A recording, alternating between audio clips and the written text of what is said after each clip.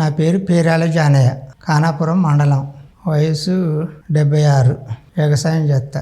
4 నెలల క్రితం నేను సైకిల్ వేసుకొని రోడ్డుకు పోతుంటే జారి కింద పడ్డా.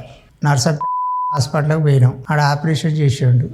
అది 4 నెలలు అయింది, తక్కువ కాలేదు. ఆ నొప్పి బాగున్నది.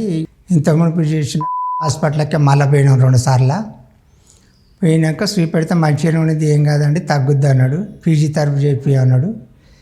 పీజీ థెరపీ చేయించుకున్నా తగ్గలేదు. ఇక ఊరికి అటు ఇటు అడిగితే రామచంద్ర అని అడిగితే పలానా హాస్పిటల్ పలానా డాక్టర్ మంచిగా చూస్తాడని అంటే వీడికి వచ్చినాం. వీడికి వచ్చినాక వాటికి 4 రోజుల కింద వచ్చినాం. సార్ ఆపరేషన్ చేసిండు, తెల్లారి నడిపించిండు.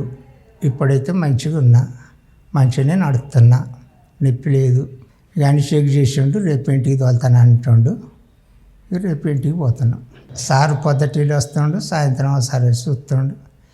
ఇక్కడున్న వీళ్ళు కూడా మంచిగానే చూసుకుంటారు.